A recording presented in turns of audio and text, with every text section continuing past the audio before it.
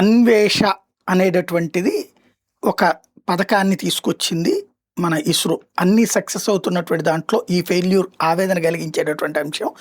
Satish Dhawan space centre నుంచి నిప్పులు చిమ్ముతూ నింగికెగిసిన rocket కీలకమైన 3వ దశ ఆఖరిలో సాంకేతిక లోపం తలెత్తడంతో గతి తప్పింది. ఫలితంగా దేశ రక్షణకు కీలకమైనటువంటి EOS-N1 అన్వేష సహా మొత్తం 16 ఉపగ్రహాలు నిర్దేశిత కక్షలోకి చేరలేకపోయినాయి. వీటిలో దేశాలకు చెందినటువంటి 15 చిన్న ఉపగ్రహాలు ఉన్నాయి. నిన్నటి షెడ్యూల్ ప్రకారం సోమవారం ఉదయం 10 గంటల 17 నిమిషాలకు కౌంట్ డౌన్ ముగిస్తే 10, 18, 30 గంటలకి PSLV C-62 కాస్త దెబ్బతిన్నటువంటి పరిస్థితి ఉంది.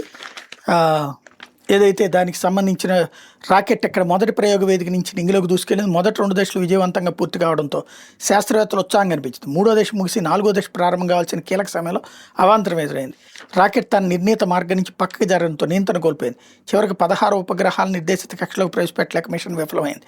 ప్రయోగం విఫలమైనట్టు ఇస్రో చైర్మన్ నారాయణన్ అధికారిగా ప్రకటించారు. 3వ దశ ముగిసే వరకు రాకెట్ పనితీరు సాధారణంగానే ఉంది. అప్పుడే తలెత్తిన సాంకేతిక లోపం వల్ల వాహన నౌక కక్షలోకి చేరుకోలేకపోయింది. వైఫల్యానికి ఖచ్చితమైన కారణాలు విశ్లేషిస్తున్నాం, త్వరలోనే పూర్తి వివరాలు చెప్తామన్నారు. వాస్తవంగా పోలార్ శాటిలైట్ లాంచ్ వెహికల్ 1993లో అందుబాటులోకి వచ్చింది. ఈ రాకెట్తో చేపట్టిన ప్రయోగాలు వరుసగా 50కి పైగా సక్సెస్ అయినాయి. నావిగేషన్, భూ పరిశీలన ఉపగ్రహాలు, చంద్రయాన్-1, మంగళయాన్ వ్యోమనౌకలు ఇదే రాజసీలోకి మోసుకెళ్ళింది. పెద్ద సంఖ్యలో విదేశీ శాటిలైట్లను కక్షలో ప్రవేశపెట్టింది. 2017లో ఒకేసారి 104 ఉపగ్రహాలను ప్రయోగించి చరిత్ర కూడా సృష్టించింది. తాజా ప్రయోగంతో కలుపుకుని ఇప్పటివరకు 64 సార్లు ఈ రాకెట్ను ప్రయోగిస్తే ఇందులో 4 సార్లు మాత్రమే ఇది విఫలమైంది.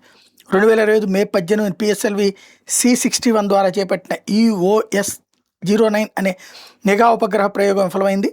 అది 2025 మే 18. ఆ తర్వాత ఇప్పుడు PSLV C-62 వైఫల్యం చెందడంతో 8 నెలల వ్యవధిలో వరుసగా 2 వైఫల్యాలను చవి చూసింది. ఆ 2 రాకెట్ 3వ దశలోనే చోటు చేసుకున్నాయి. లోపం డిజైన్లోనా, తయారీలోనా, నాణ్యత నియంత్రణలోనా అన్నది ఇప్పుడు నిపుణులు శోధిస్తున్నారు. PSLV 4 దశల రాకెట్. ఇందులో 2 చొప్పున ఘన, ద్రవ దశలు ఉంటాయి. తాజా ప్రయోగంలో 3వ దశ వరకు రాకెట్ పనితీరు బాగానే ఉంది. ఆ దశ దాదాపు ముగిసిపోతున్న దానిలో సమస్య ఉత్పన్నమైంది.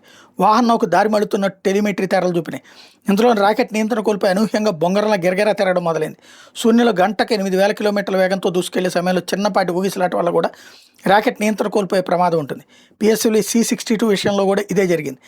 నాజిల్ జాయింట్లో ఒకవైపు నుంచి గ్యాస్ లీక్ కావడం వల్ల రాకెట్ తిరిగిపోయి ఉంటుందని భావిస్తున్నారు. ఈ క్రమంలో ఘన ఇంధన మోటార్ ఛాంబర్లో పీడనం పడిపోవడంతో రాకెట్ ముందుకు సాగడానికి అవసరమైన శక్తి లభించలేదని ప్రాథమిక విశ్లేషణలు వెల్లడైంది. దీంతో అది ఉపగ్రహాల నిర్దేశిత కక్షలో ప్రవేశపెట్టలేని పరిస్థితి ఉత్పన్నమైంది. గతేడాది PSLV C-61 వైఫల్యానికి ఇదే పీడన సమస్య కారణమైంది. తాజా వైఫల్యం వల్ల అన్వేష ఉపగ్రహాన్ని కోల్పోవడం రక్షణ, నిఘా సామర్థ్యానికి పెద్ద నష్టం. ఇది హైపర్ స్పెక్ట్రల్ నిఘా ఉపగ్రహం. సాధారణ ఆప్టికల్ ఇమేజింగ్ ఉపగ్రహాలు పసికట్టలేని అంశాలను కూడా ఇది పట్టుకోగలుగుతుంది.